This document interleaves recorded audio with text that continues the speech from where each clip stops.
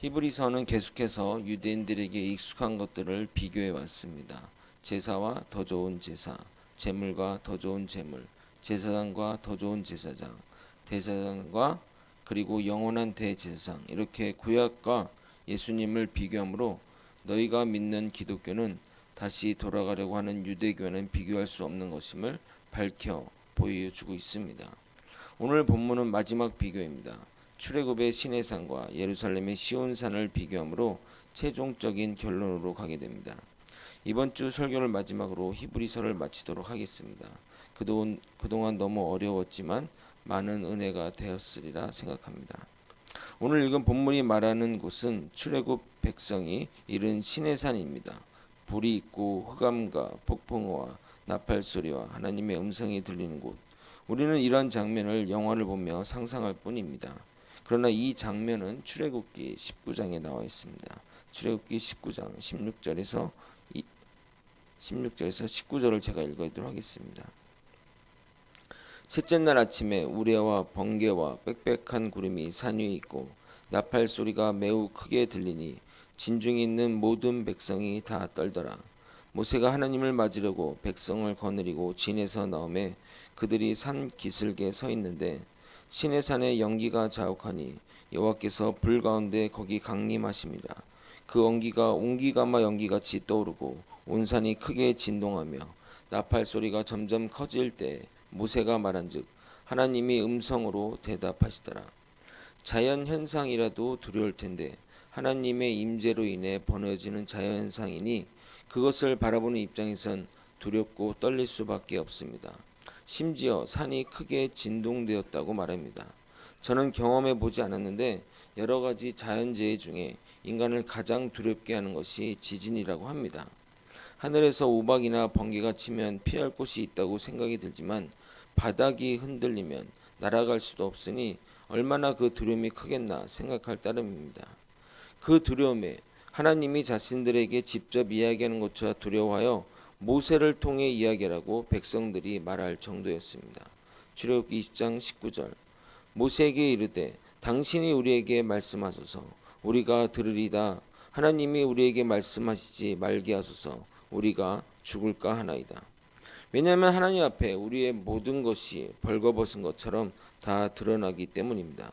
히브리서 4장 13절에 지으신 것이 하나도 그 앞에 나타나지 않음이 없고 우리의 결산받은 이의 눈앞에 만물이 벌거벗은 것 같이 드러나리라. 아마도 우리가 죄를 짓고 하나님 앞에 서면 이런 상태일 것 같다 생각됩니다. 백성들은 거룩한 하나님의 임재를 그것도 목소리인데 감당할 수 없었습니다. 그래서 모세를 통해서만 듣겠다고 말하는 겁니다. 그러나 모세도 두렵기는 마찬가지입니다. 21절 히브리서 12장 21절을 읽어보도록 하겠습니다. 시작.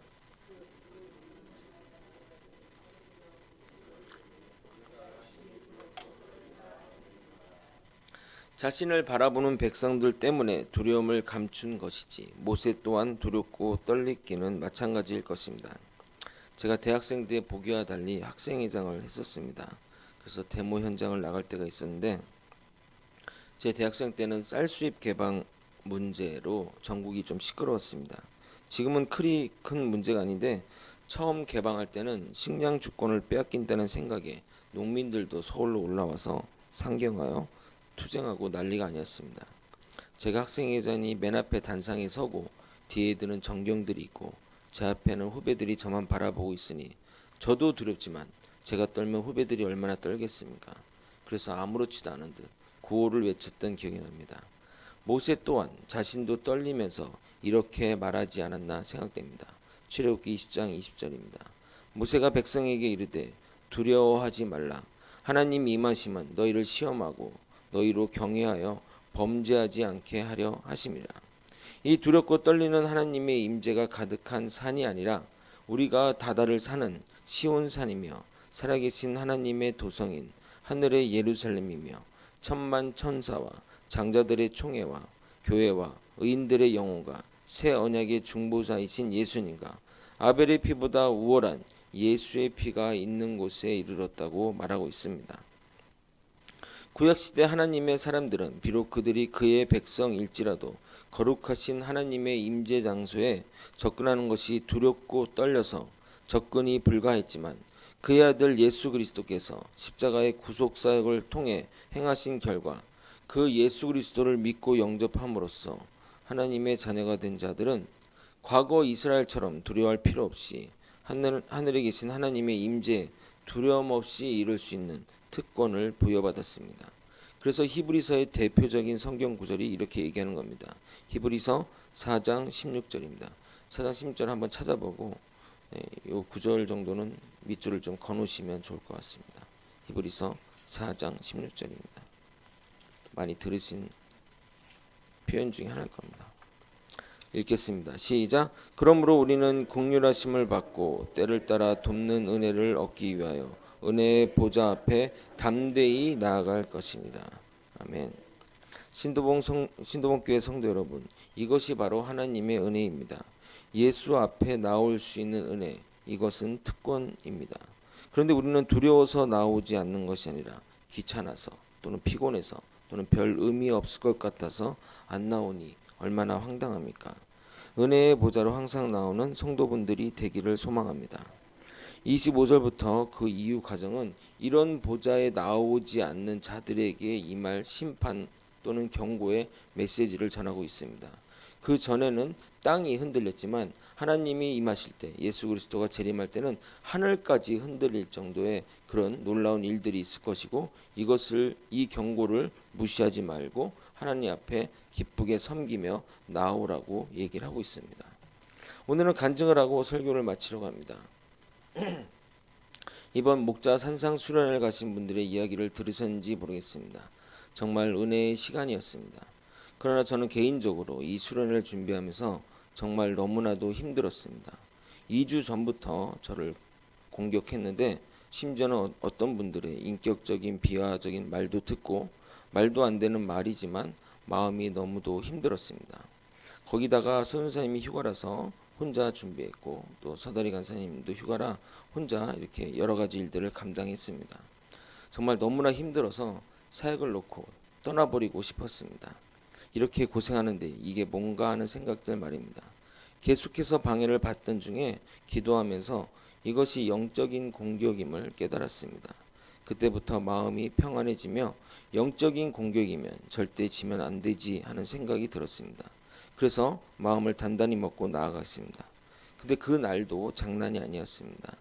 왜냐하면 전날 주문한 도시락을 꼭 4시에 갖다 달라고 부탁했고, 거기서 먹는 게 아니라 가지고 갈 도시락에 꼭 4시에 갖다 달라고 했습니다.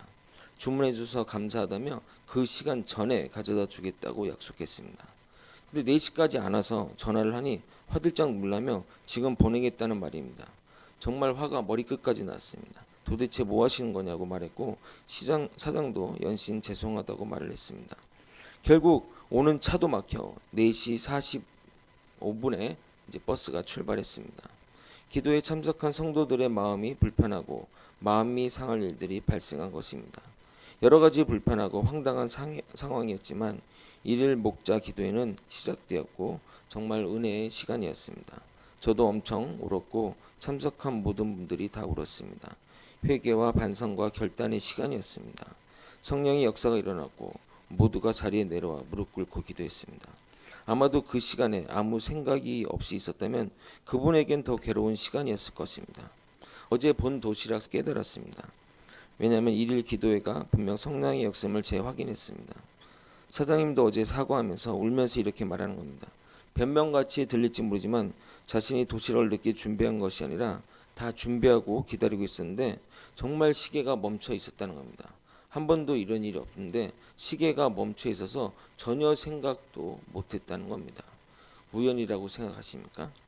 은혜의 자리에는 본인이 나와야 그 은혜를 경험합니다.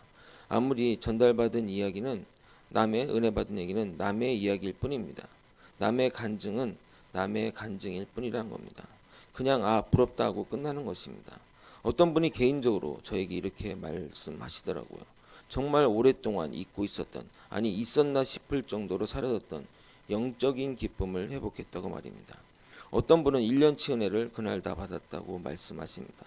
그래서 이런 은혜의 자리에 무슨 일이 있어도 나아가야 한다고 생각했습니다. 주 예수가 열어주신 은혜의 보좌 앞에 나오는 저와 여러분이 되시길 예수님의 이름으로 소망합니다. 기도하시겠습니다.